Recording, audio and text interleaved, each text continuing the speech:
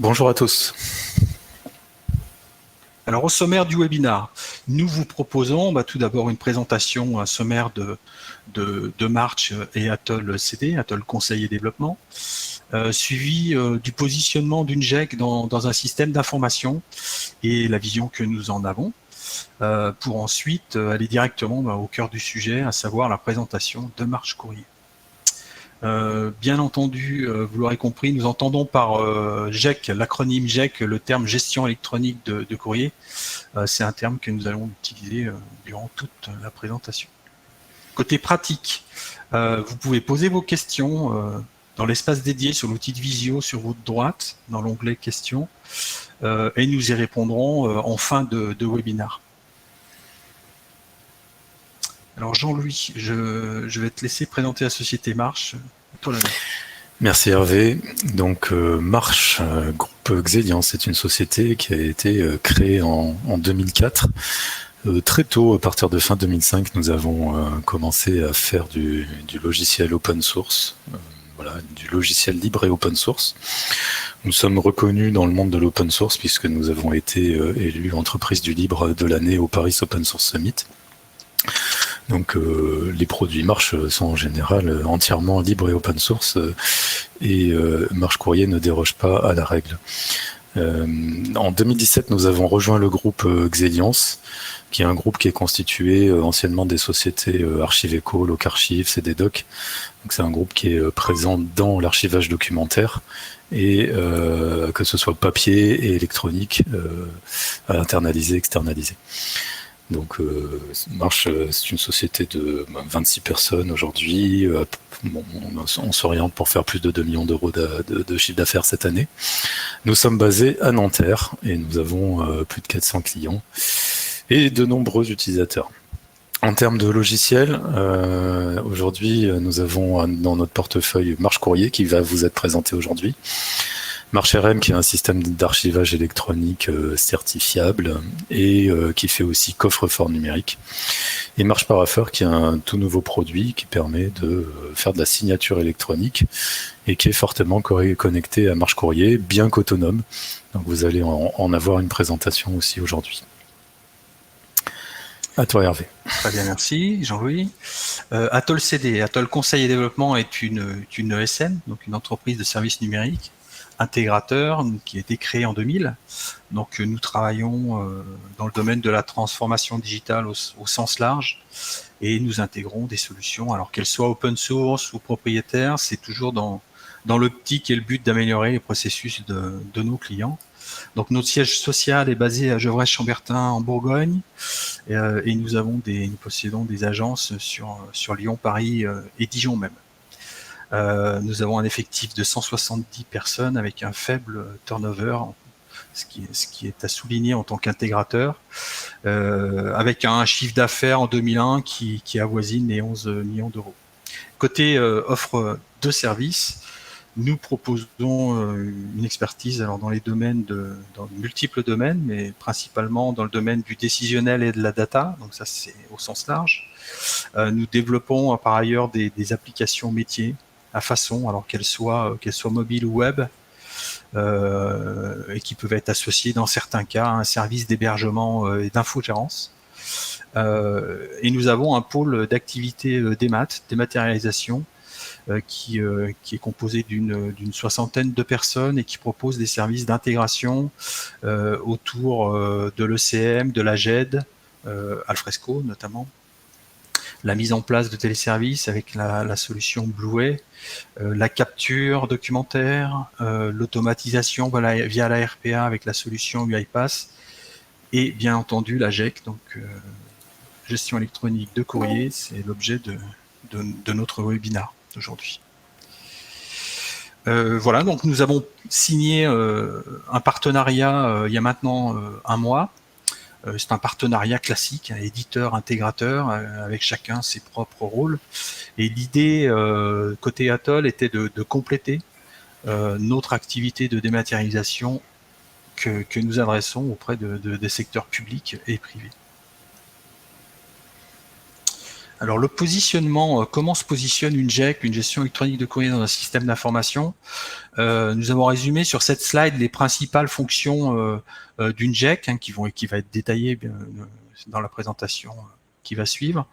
Alors ces principales fonctions sont l'acquisition, l'instruction, la réponse, avec, vous voyez, les principales étapes associées et les outils avec lesquels la GEC peut interagir. Donc ce sera l'objet principal de la présentation.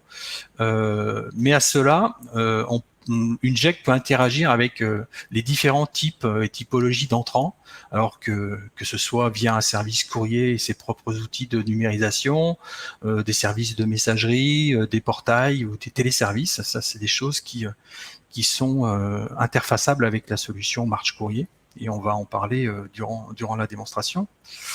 Bien entendu, la GEC peut être associée à un système d'archivage électronique. Et enfin, il ne faut pas oublier l'interaction que peut avoir Marche Courrier avec une jet transverse, notamment ceux qui utilisent la jet transverse Alfresco, qui peut être déployée au sein d'une structure. Marche Courrier peut libérer, entre guillemets, ou interagir avec cette solution-là pour alimenter des processus métiers qui peuvent être déployés dans une jet transverse. Voilà, donc ce qu'il faut retenir en synthèse, c'est que Marche Courrier peut être utilisé soit seul, avec les fonctions que vous voyez en orange sur le schéma, mais peut bien entendu être intégré dans un SI global, de par ses possibilités d'ouverture et ses grandes capacités d'interopérabilité. Donc, nous vous fournirons bien entendu le support et nous allons maintenant passer à la démonstration. Voilà. Ok, donc pour cette démonstration, je vais travailler pour plus de sécurité à partir d'une machine virtuelle sur mon poste. Donc je vais me connecter et je vais suivre le guide de visite. Alors pour ceux qui veulent refaire chez eux cette démonstration, vous voyez que ici vous avez un guide de visite, un lien donc qui vous redirige sur docs.marche.org et qui vous explique comment utiliser cette démonstration. Donc vous voyez, donc là vous avez, en fait on est dans une ville fictive qui s'appelle Marche-les-Bains.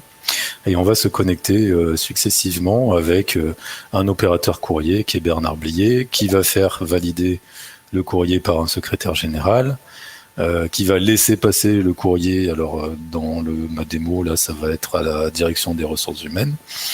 Et puis la DRH va faire un courrier de réponse à une lettre de candidature sur poste ouvert, qui va être validée par le DGS et signé par le maire. Voilà. Bon, alors c'est un circuit, enfin le circuit est assez réaliste, mais le document va être fictif. Donc pour vous connecter à l'application, vous avez des identifiants. Voilà, on est dans un workflow, donc ce qu'on appelle un processus administratif où on va faire circuler les documents en jouant sur les états. Donc là, vous avez les états dans les bulles et les actions qui vont faire passer les documents d'un état à l'autre. Et en étant dans tel ou tel état, les documents vont se retrouver dans telle ou telle corbeille ou bannette. Donc c'est ce qu'on appelle un workflow de type état transition. Voilà, qui est assez efficace. Et donc quand vous faites page suivante, vous allez pouvoir... alors attendez, hop, là ça parle de l'enregistrement, de la numérisation, et voilà. Non, donc ça commence vraiment ici, où il vous dit connectez-vous Bernard Blier, mot de passe marche, et ça commence, ça démarre. On va démarrer la numérisation, etc. Alors je vais le faire pour vous. Voilà, ça sera plus simple, donc ça sera aussi plus rapide. Et si vous voulez faire tout ça, eh bien, c'est très simple. Vous ouvrez une fenêtre de navigateur et vous allez sur demo.marchecourrier.com pour avoir la même chose que moi, puisque je suis sur une installation standard.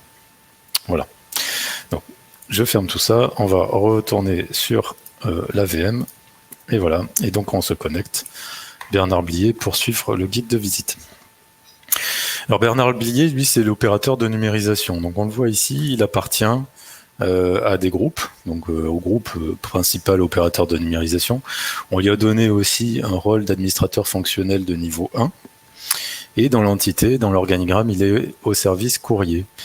Voilà, donc il a ici un tableau de bord. Ici, vous avez la 2103 qui est la dernière version stable, et ça sera la seule version de cette année, avec des touches de raccourci, les bannettes associées au groupe, ici opérateur de numérisation, une petite gestion de dossiers. Vous avez ici, vous voyez, des dossiers sous dossiers, un peu comme Windows ou Alfresco, pour aller ranger vos documents.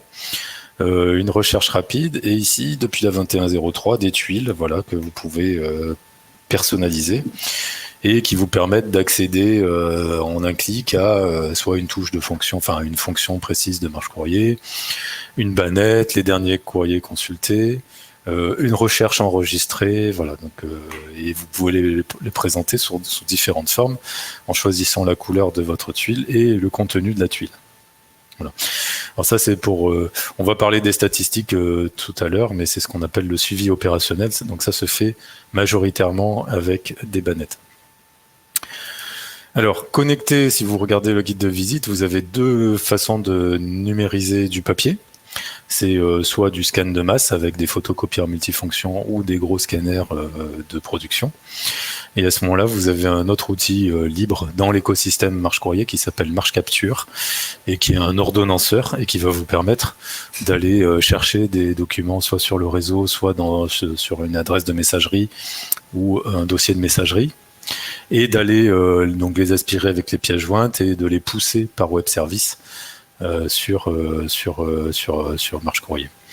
Alors je vois qu'il y a déjà des questions qui commencent à arriver.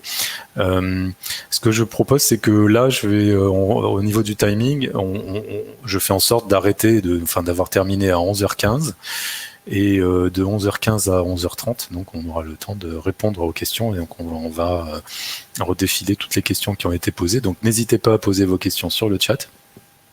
Et puis on fera le tour des questions à la fin de la présentation. Voilà, donc pour le papier, numérisation unitaire ou numérisation de masse. Donc en numérisation unitaire, voilà, c'est ce qui a fait depuis l'origine le succès de Marche Courrier. Vous avez un système avec un petit outil qui s'appelle Scan to Marche et qui permet de piloter des petits scanners de production, de tout petits scanners de bureau en fait, qui sont connectés par USB. Et donc il suffit pour scanner de mettre le document dans le scanner et d'appuyer sur une grosse touche du scanner. Donc là je vais l'émuler parce que j'ai pas de scanner avec moi, mais je vais faire comme si je scannais. Donc je mets un doc dans le scanner et je numérise. Donc j'appuie sur le gros bouton en façade. Donc ce sont des scanners ah tiens, ça apparaît là. Ah dommage. Alors ça apparaît pas là où je pensais. Zut. ça se met dans une autre fenêtre. Donc c'est ennuyeux. Bon, tant pis, c'est pas grave. Je vais le faire à la main. Donc quand vous scannez, ça apparaît effectivement ici dans cette fenêtre. Mais là, je vais le faire à la main parce que malheureusement. Il apparaît dans une autre fenêtre qui n'est pas présentée à l'écran. Donc, je vais aller chercher directement un doc. Et alors, je voulais faire un CV IMO. Non, c'était pas celui-là, c'était un autre. C'est un autre fichier. Donc, je téléverse un autre fichier. Alors, c'était qui? CV Market. Ah voilà, c'était CV Market. Ouais. C'est la petite demoiselle Anaëlle Amar qui habite à Nice. Voilà. Donc on reçoit une candidature sur un poste ouvert. Et donc en fait quand on scanne, normalement ça apparaît effectivement directement dans cette fenêtre. C'est ce qui a été fait, mais sur une autre fenêtre de navigateur, donc j'ai pas pu vous montrer. Donc quand vous avez cet aspect d'écran, vous êtes dans une catégorie d'indexation, c'est-à-dire vous êtes dans un schéma d'indexation où vous devez compléter des index et vous avez le document qui apparaît sur la droite. Donc c'est un document multipage. Donc le scanner va vous faire à la fois le scan, le nettoyage du PDF, donc le réalignement, vous voyez que là tout est aligné, et il va faire aussi l'OCR, donc tout ça c'est inclus dans le prix du scanner qui coûte à peu près 400 € et qui fait du noir et blanc, détection de couleurs automatique, etc. Donc nous c'est vraiment le système et le processus que l'on recommande pour aller jusqu'à 50 courriers par poste de travail et par jour. Vous pouvez mettre plusieurs scanners. Donc vous avez des collectivités de 100 000 habitants qui font tout leur courrier avec 2 petits scanners comme celui-ci. Puisque pour aller numériser plus indexer, ça prend environ 30 secondes. Donc on va le voir, vous allez voir, c'est très rapide. Alors vous avez dans Marche ici des catégories de courrier donc, ou de documents qui sont entièrement paramétrables. Donc par défaut, vous avez courrier arrivé, courrier départ, document de GED, note interne, mais vous pouvez aussi faire des courriers recommandés, vous pouvez monter une catégorie pour des contrats, tout cela est paramétrable. Donc on va rester sur les courriers arrivés. On peut aussi avoir des modèles d'enregistrement, c'est-à-dire que les champs que vous avez saisis ici, vous pouvez les enregistrer pour pouvoir les retrouver et aller plus vite dans une catégorie. Alors, on va rester sur le courrier arrivé, donc, en disant... D'abord, la typologie. Alors, c'est quoi la typologie? C'est la nature en fait, du document. Donc, vous avez ici une liste qui est paramétrable. Et d'ailleurs, après l'indexation, après avoir indexé ce courrier, nous allons faire un tour dans l'administration pour vous montrer comment cela fonctionne précisément. Donc, ici, c'est une candidature. Donc, je peux parcourir la typologie ou aller sélectionner par autocomplétion. Voilà, si je connais un petit peu ma typo, je sais que j'ai quelque chose qui s'appelle candidature.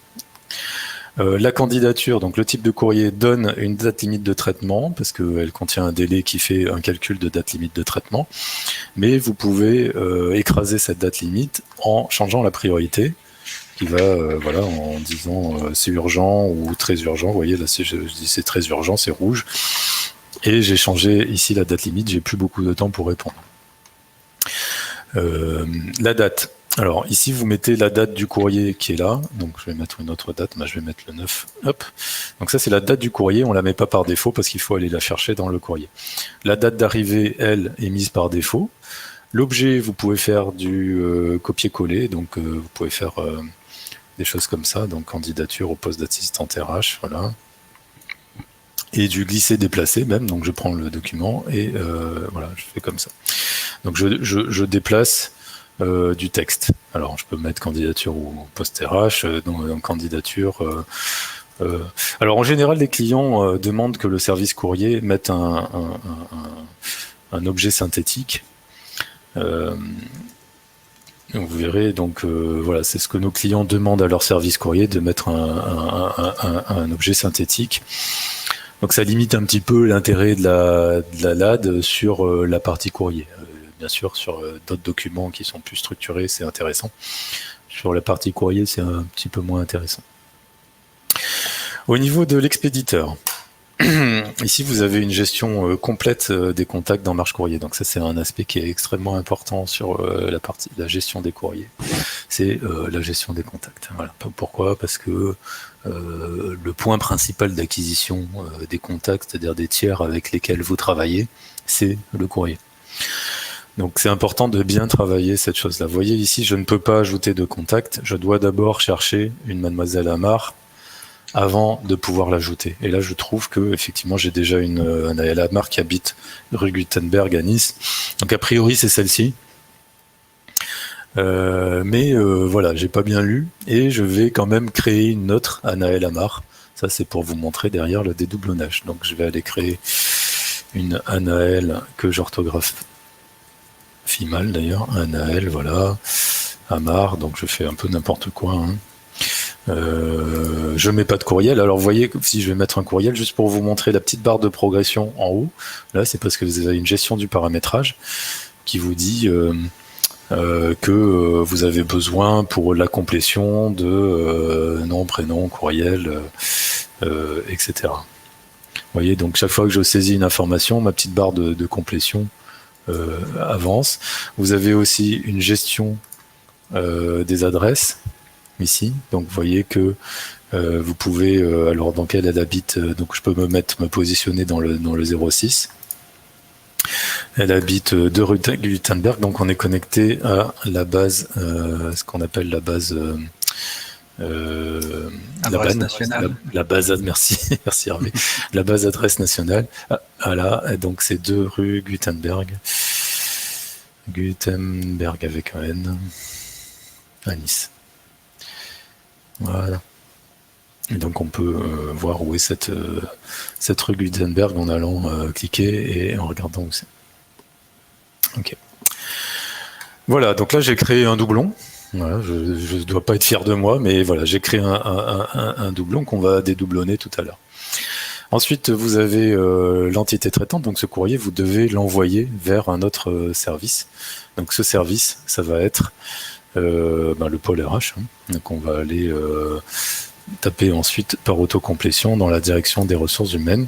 Mais vous voyez qu'ici, vous avez toute la représentation de l'organisation Marche-les-Bains. Voilà, donc vous chargez en fait l'organigramme Marche-les-Bains. Donc sur DRH, et quand on sélectionne une entité, on a toujours un attributaire et puis un service ou des services et une personne ou des personnes en copie ou avec d'autres rôles. Donc tout ça c'est paramétrable, on va le voir. Et ici au niveau du workflow, vous avez deux possibilités, soit vous envoyez directement ce service à la RH, soit ça passe par le DGS parce que c'est du courrier sensible qui va devoir être validé. Et c'est un superviseur courrier qui va valider le courrier. Donc on va faire le circuit long parce qu'on a un peu de temps. Et voilà, je valide le circuit long en mettant une petite annotation. Donc on peut dire le CV que tu attendais, par exemple. Voilà.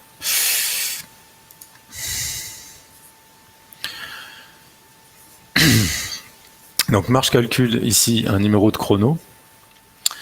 Qui est le 30e courrier arrivé 2021, qui est reporté ici en filigrane sur le document. Voilà.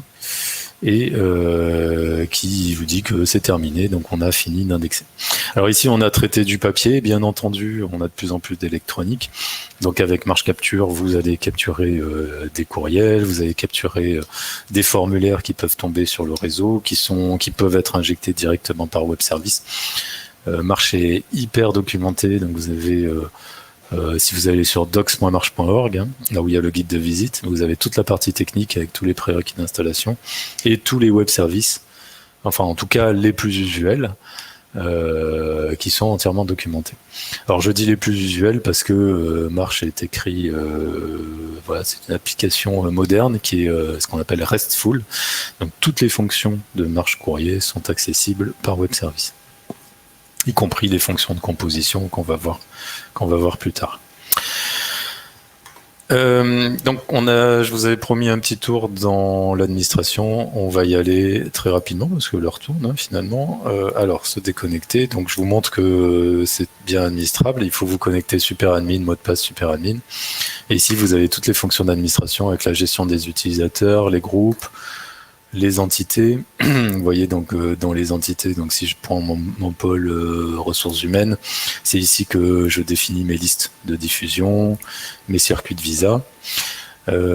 J'ai aussi ici à ce niveau-là donc les modèles de documents, les modèles d'enregistrement où je peux aller créer mes fiches. Vous voyez donc mon courrier arrivé ici.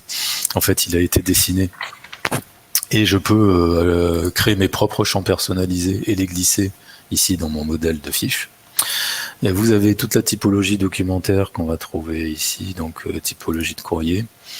Voilà, avec quelque chose de très important. Donc si je cherche ma candidature, vous avez ici, très important, de plus en plus, la préparation à l'archivage électronique, avec ici les règles pour la durée d'utilisation courante, donc la DUC, avec la DUC et ce qui se passe en fin de DUC, donc avec les envois vers le SAE, CEDA 2.1, ou la destruction, ou la mise en accès restreint. Et puis vous avez, une fois que c'est dans le SAE, donc système d'archivage électronique, vous indiquez au SAE quelle est la règle de conservation préférable pour ce courrier, et quel est le sort final en fin de DUA, durée d'utilité administrative. Donc, je vais assez vite. Qu'est-ce qu'on a d'autre? Vous avez, comme disait Hervé, un export Alfresco, donc c'est vraiment prévu pour pouvoir être injecté derrière par Alfresco, donc avec des injections de tout le dossier dans un dossier Alfresco qui va être défini en fonction d'un service. Donc chaque service va pouvoir déposer dans son dossier Alfresco, en tout cas il va pouvoir partir de la racine pour déposer l'ensemble du dossier. bien sûr l'historique. Vous avez une connexion très forte à Maileva, donc ça fait partie de l'écosystème, où vous pouvez envoyer vos documents via Maileva, y compris en faisant du recommandé, de l'envoi par recommandé. Donc ça va être dématérialisation du recommandé. L'adhérent, enfin la personne, le destinataire reçoit bien un recommandé papier, mais vous l'avez envoyé en électronique. Dans Marche, vous avez aussi l'édition des bordereaux de recommandés papier. Bon, mais là j'ai plus beaucoup de temps pour vous le montrer, mais vous pouvez imprimer un bordereau directement, un bordereau papier. Voilà, bon, un peu tout ce qui est important. Voilà, on a défilé un petit peu tout ce qui était important. Et donc maintenant, on va continuer notre circuit. Alors, le superviseur courrier chez Marche-les-Bains, c'est Denis Doll. Mot de passe Marche. Voilà. Et donc, Denis Doll a des attributions à vérifier, dont notre courrier qui est rouge ici. Et alors lui, il est positionné directement dans la liste de diffusion parce que le DGS, superviseur courrier, en général, il va modifier la liste de diffusion. Donc il va dire, par exemple, il va mettre Madame le maire en copie.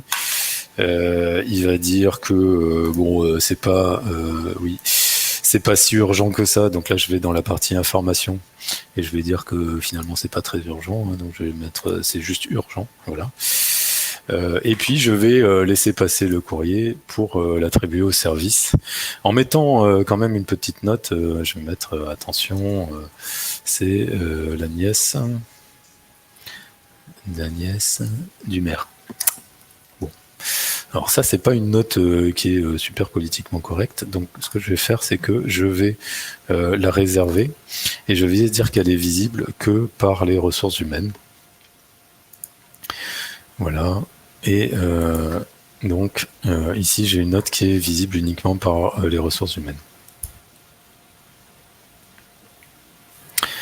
Voilà. Ok. Et donc, il n'est plus dans ma bannette. Alors, vous voyez que ici, vous avez aussi, j'ai oublié de vous montrer, mais vous avez, en passant la souris, vous avez une image du document. Vous avez ici l'accès directement aux annotations, aux pièces jointes, etc. Donc on va vite se connecter avec Pierre Pruvot, qui est le patron RH, qui bénéficie d'une annotation, enfin il a une notification par mail. Hein.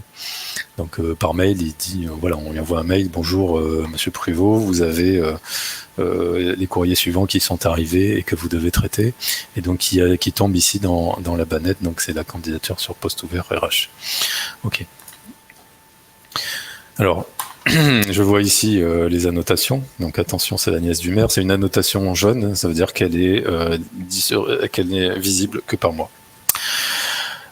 Et donc la petite dame, bon moi je peux aller voir Denis Doll pour lui en parler, et la demoiselle, je vais aller la convoquer, donc je vais lui faire une invitation. Donc je vais ici dans pièce jointe et je vais aller créer un projet de réponse. Donc je vais lui dire convocation pour un entretien Atoll. Alors, c'est juste pour bien repérer ce courrier-là. Donc on va l'envoyer à Anna Lamar et je vais aller choisir un modèle, donc avec un visa externe. Et donc ici, j'ai une façon d'aller modifier un courrier Word qui est en fait OnlyOffice, donc c'est une intégration OnlyOffice. Voilà, que je peux mettre en plein écran et qui va me permettre de créer des courriers et en tout cas de modifier des modèles DocX. Donc on a 3 éditeurs de documents qui sont connectés à Marche Courrier. OnlyOffice, c'est plutôt pour du DocX, donc du format Microsoft, parce qu'il y a les API Microsoft intégrés.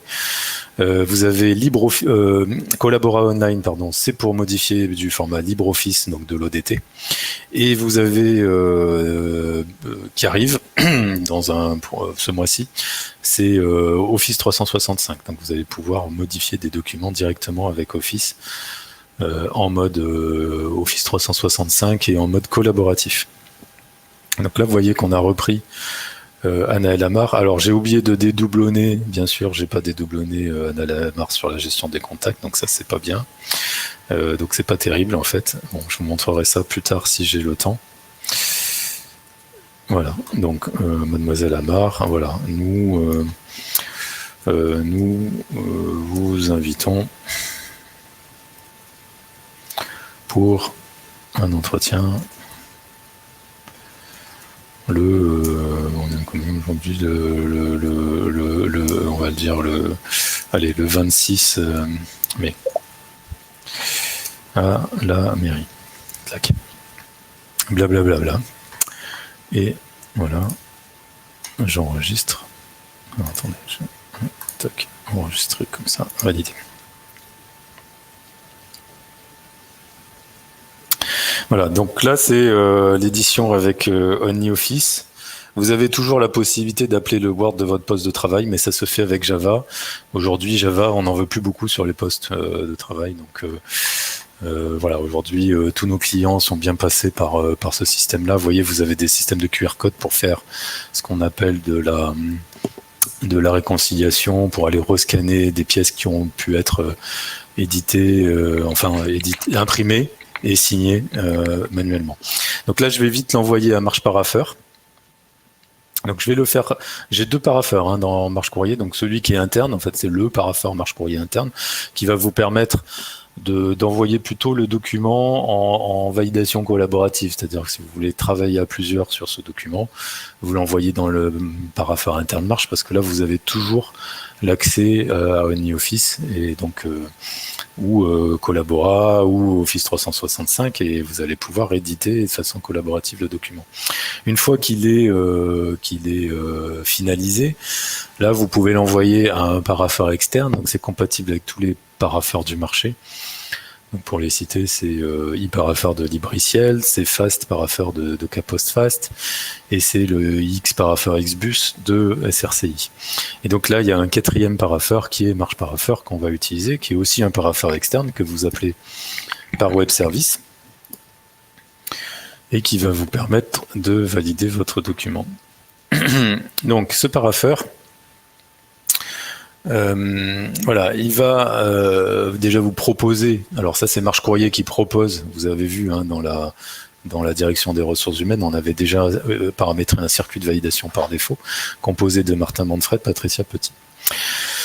Donc Martin Manfred et Patricia Petit ont plusieurs modes de signature à leur disposition, mais ça a été défini dans Marche Paraffeur.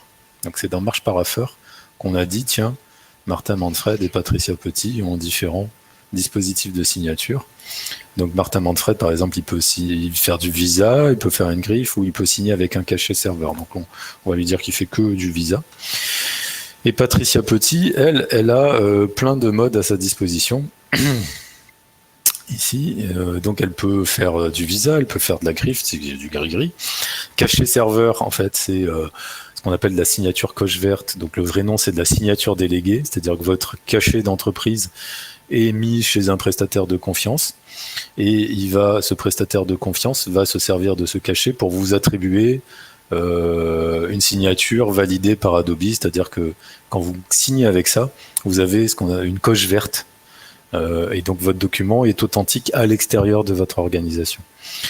Voilà. Et donc pour signer avec le cachet, vous n'avez besoin d'aucun dispositif de signature chez vous, donc vous pouvez, tout le monde peut signer, ça démocratise vraiment la signature électronique, tout le monde peut signer avec cette coche verte. La carte agent, c'est pour ceux qui ont des cartes, vous savez, des cartes comme des cartes bancaires, format bancaire, avec des lecteurs de carte à puce, et vous avez un dispositif, un certificat de signature électronique.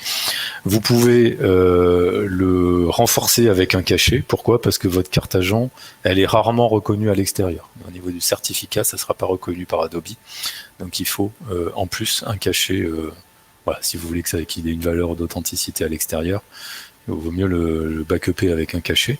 La clé RGS 2 étoiles, tout le monde connaît. Donc c'est le dispositif USB Alors attention, la clé RGS, elle est en local sur le poste, c'est-à-dire qu'elle c'est une communication entre votre poste de travail et votre clé, et donc vous pouvez tout à fait antidater votre poste de travail pour antidater la signature, ce qui est plutôt mal.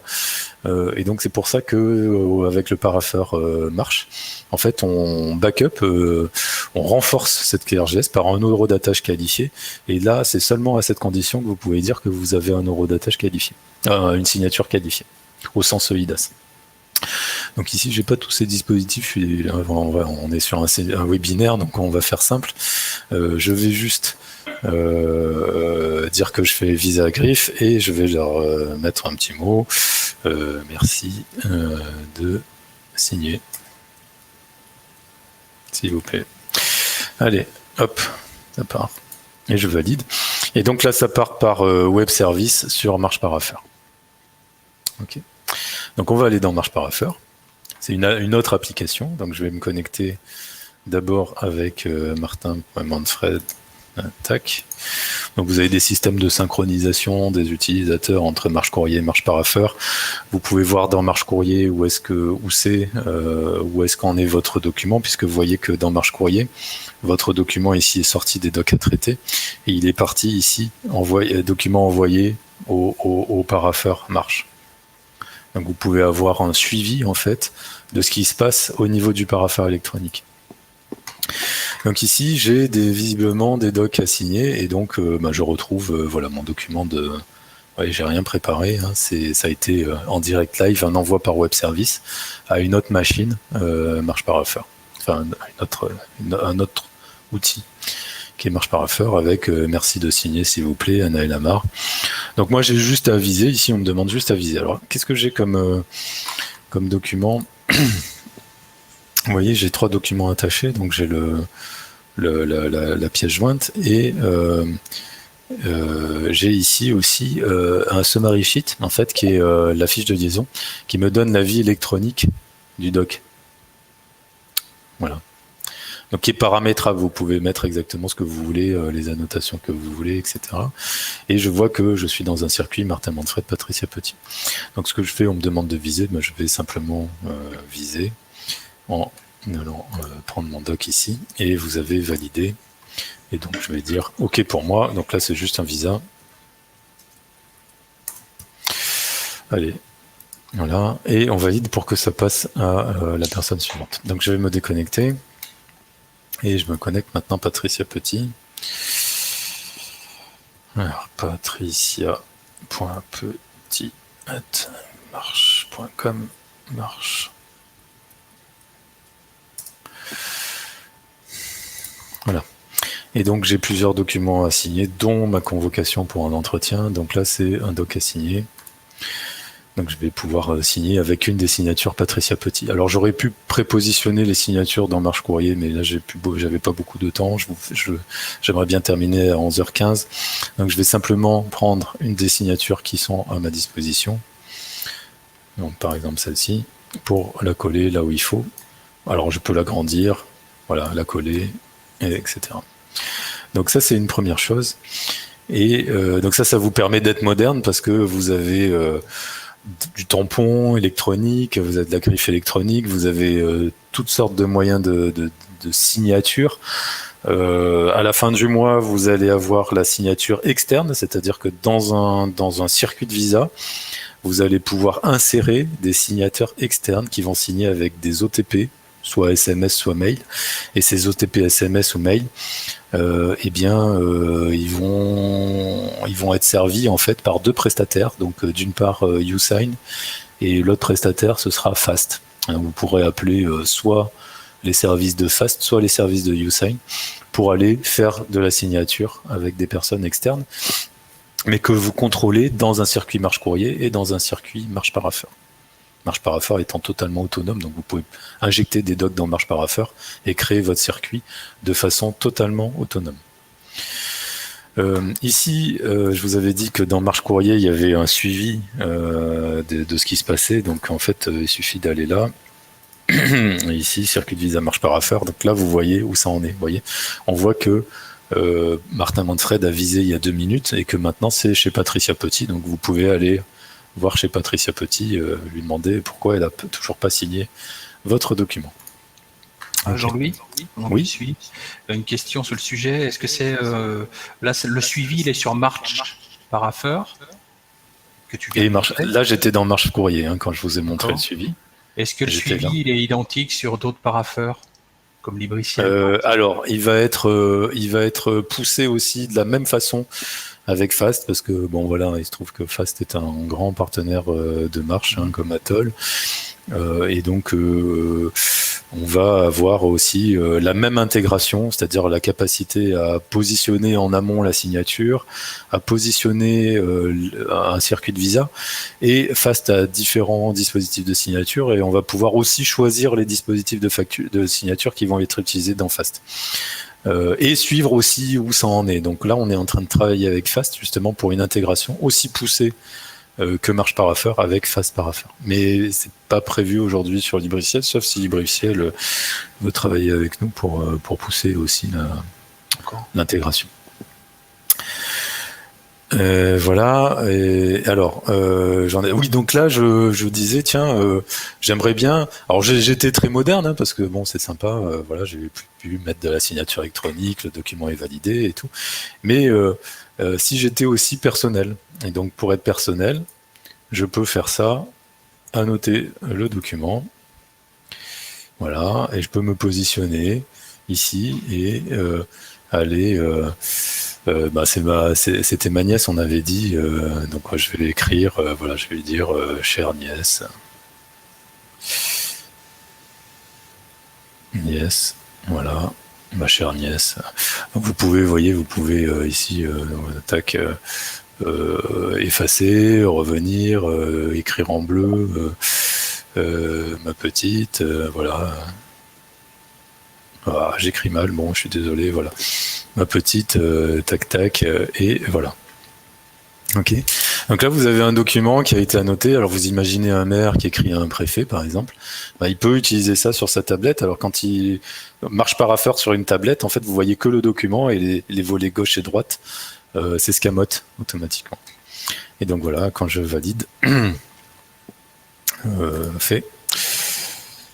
Hop.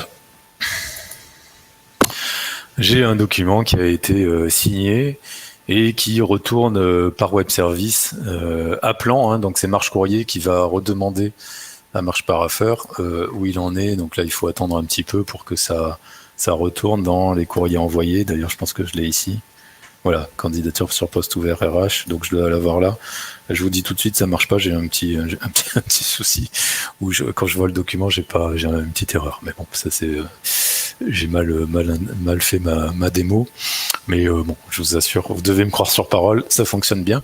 Et vous retrouvez votre doc qui a été à la fois avec les panneaux de signature, donc avec les coches vertes et tout ce qu'il faut, selon votre dispositif de signature, et les petites annotations pour être aussi personnel dans une chaîne entièrement dématérialisée, donc c'est plutôt intéressant. Voilà. Je suis retourné dans Marche Courrier, je peux faire bien entendu des recherches. Alors vous avez depuis 7.20 des recherches à facettes.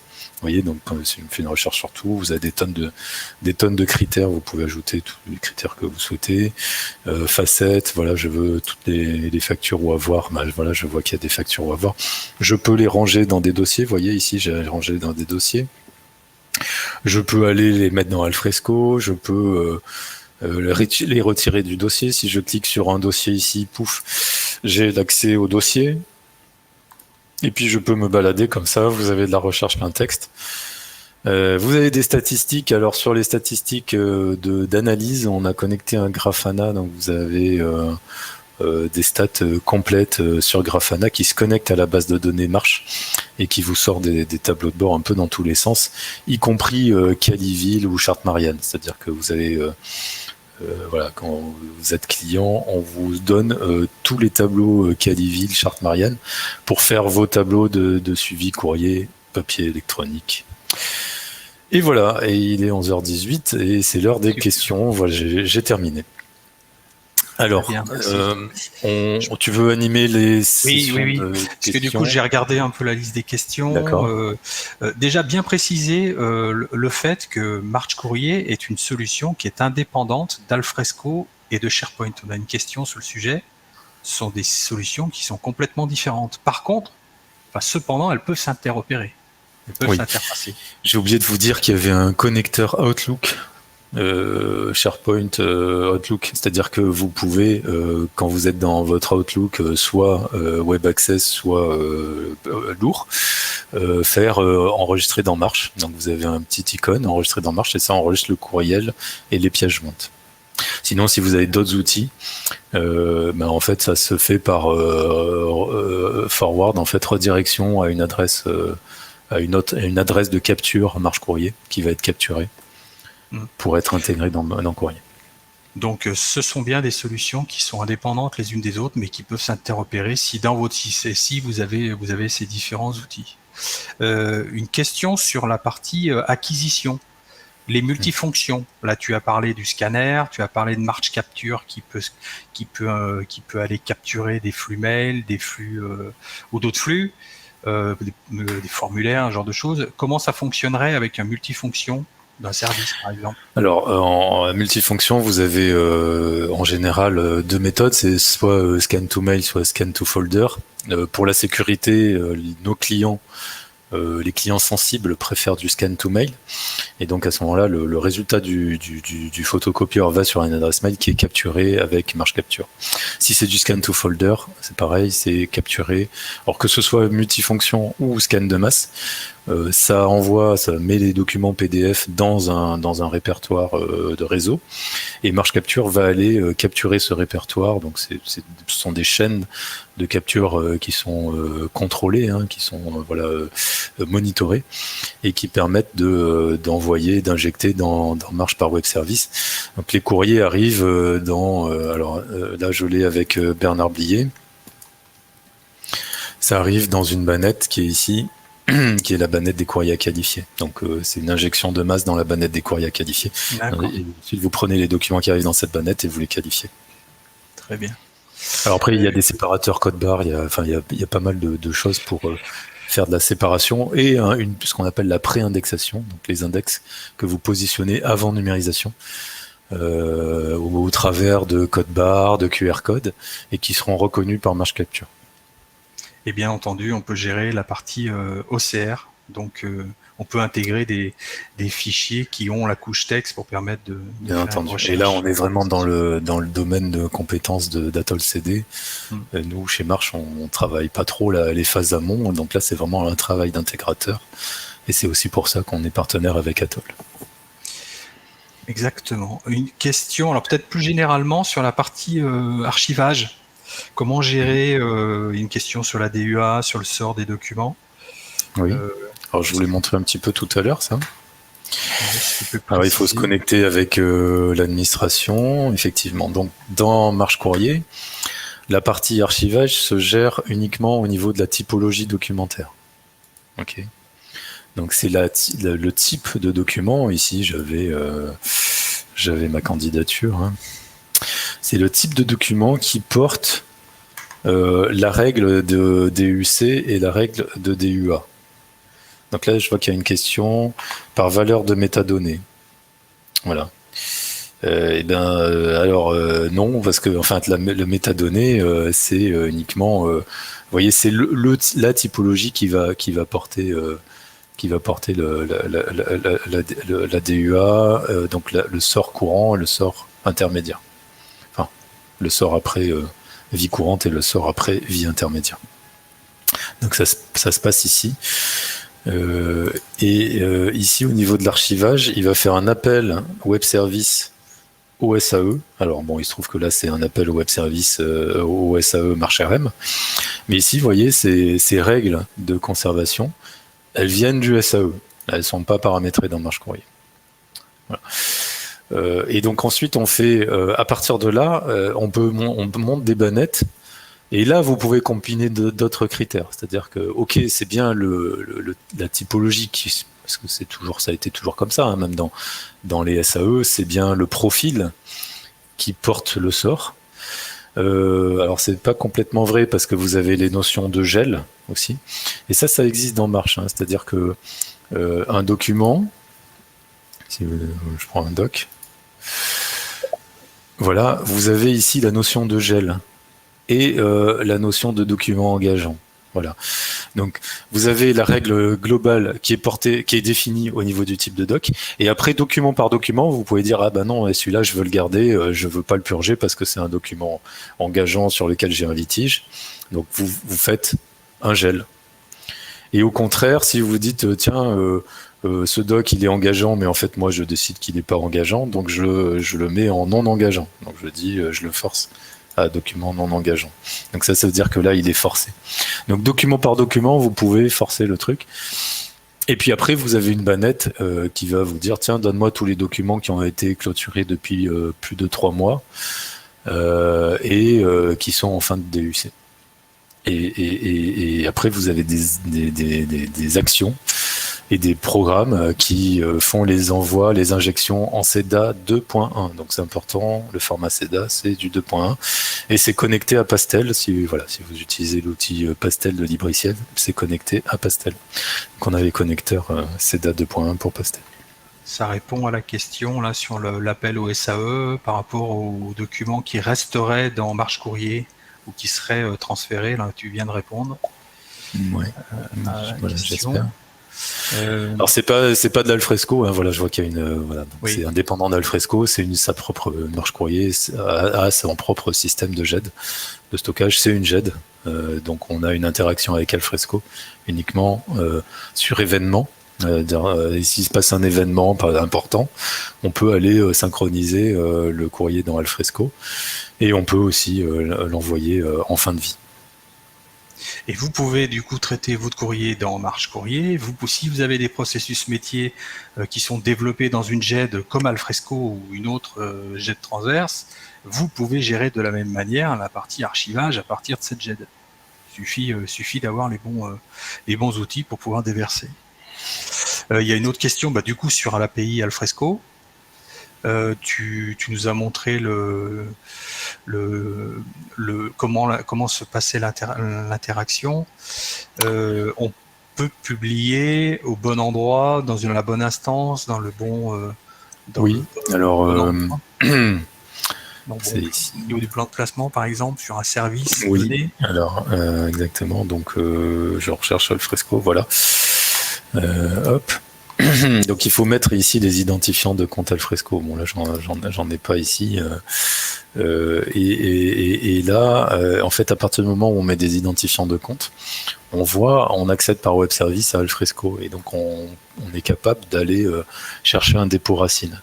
Donc une fois qu'on a après on a des actions d'envoi dans Alfresco. Donc si je regarde, non pas là, pardon, c'est les actions ici.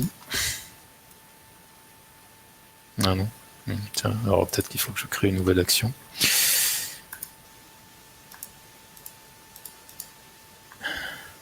Voilà, envoyer vers Alfresco. Et donc cette action envoyée vers Alfresco, je vais la paramétrer et la mettre dans une bannette. Et ça va me proposer en fait d'aller chercher dans les répertoires Alfresco, mais à partir de la racine que j'ai définie pour mon service. Puisque ce paramétrage-là d'envoi dans Alfresco, vous voyez qu'il est attribué derrière à une direction. Donc ça va être service ou service. Alors si vous faites Shift, ça prend tout le monde en même temps. Tac, voilà, Shift, clic, Shift, déclic. Ça sélectionne ou ça prend tout le monde en même temps. Et là, vous dites, voilà, tous ces services-là peuvent aller déposer à partir de ce répertoire racine Alfresco. Alors ici, c'est vraiment tout le dossier qui est déposé avec les annotations, toutes les pièces jointes. Voilà, donc c'est déposé en tant que document Alfresco et ses pièces jointes. Ça a été financé par le conseil départemental des Yvelines et c'est demandé par pas mal d'autres clients. Donc on continue à travailler cette intégration. Donc les prochains développements, c'est pour comme je vous expliquais, un jeu de synchronisation événementielle sur événement entre applications. C'est une espèce de système de notification interapplicatif pour Alfresco. Très bien. Une question sur les temps de traitement des courriers. SVE, je pense. Ah bah oui, alors marche courrier est utilisé dans toutes les préfectures, donc il y a aujourd'hui 180 instances de marche courrier au ministère de l'Intérieur. Alors il y a, donc dans les 180, il n'y a pas que des préfectures, mais il y a la centaine de préfectures qui utilisent marche courrier pour le traitement SVE. Donc vous avez des systèmes, j'ai pas montré là, mais vous avez bien les AR automatiques avec des AR qui vous permettent directement d'accuser réception du courrier. Donc si je me connecte sur l'autre chart, tac. Ici, vous voyez, vous avez des AR à envoyer. Donc je peux tout sélectionner et dire tiens, je vais faire un AR, donc générer les accusés de réception. Et il va vous générer, quand il voit un mail, il vous génère des accusés de réception mail. Donc ça, c'est ce qu'on appelle des accusés d'enregistrement. Donc il faut les paramétrer. Hein. Donc vous avez un paramétrage pour les accusés de réception d'enregistrement automatique. Les accusés, alors c'est pas accusé d'enregistrement, c'est accusé de prise en charge. Donc c'est celui qu'on doit faire 8 jours après l'enregistrement. Ce qu'on conseille, c'est que l'enregistrement soit fait, le premier accusé, qui est l'accusé d'enregistrement, qu'il soit fait par la messagerie, c'est toujours le plus simple, parce que c'est immédiat. Mais on peut aussi l'envoyer par marche, il n'y a pas de souci. Donc là, vous avez bien les délais. Et si je vous montrais, je vais pas le faire, mais si je vous montrais les stats pilotage Grafana, dans Caliville, vous avez une stat sur les délais moyens d'accusés de réception. Donc on a une base là de 80 000 courriers chez Thionville, où on voit que leur délai moyen d'AR de prise en charge, c'est 2,7 jours, je crois. Donc c'est assez intéressant. Ils s'en servent vraiment au quotidien pour suivre leur label Caliville, hein, parce qu'ils ont obtenu un label. Très très bien. Nous avons fait le tour des questions. Si la dernière, c'est peut-être Office 365. Là, tu as parlé que ça était dans votre roadmap, c'est ça? Alors c'est plus que dans la roadmap, ça a été fait. Donc si vous êtes sur la chaîne YouTube Marche, le sprint review qui montrait l'intégration Office 365 a eu lieu ce mardi matin. Et donc il nous faut un peu de temps pour le mettre en forme. Ah oui, non, alors non, c'était un sprint review privé, donc vous le verrez pas sur YouTube. Mais il y a une chaîne Marche YouTube où vous avez les différents sprints publics sur YouTube. Et donc vous pouvez suivre l'avancement des travaux. Donc ça, le Office 365, ça sera sur le prochain tag. Parfait. On est pile dans les temps, donc on a fait le tour des questions. Oui, on peut ajouter que pour ceux qui s'intéressent à la gestion du courrier dans la sphère publique, alors je parle bien de la sphère publique uniquement, vous avez un magnifique livre blanc de une cinquantaine de pages qui est téléchargeable. Donc, on vous le fournira. De toute façon, voilà. on va si vous faire. On peut l'envoyer, oui, ça serait. Oui, on va faire parvenir le support de présentation. Nous allons publier la vidéo de ce que vous venez de voir sur notre chaîne YouTube et nous ferons parvenir le lien. Donc, avec le livre blanc, du coup, associé. Je pense et j'espère que nous avons répondu à vos attentes.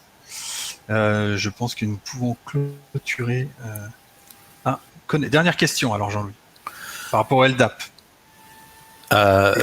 Oui, alors, oui, vous avez une synchronisation au niveau des contacts, donc il y a tout pour synchroniser les utilisateurs, les groupes et les services. Donc là, c'est de la synchro LDAP, Active Directory ou un Open LDAP.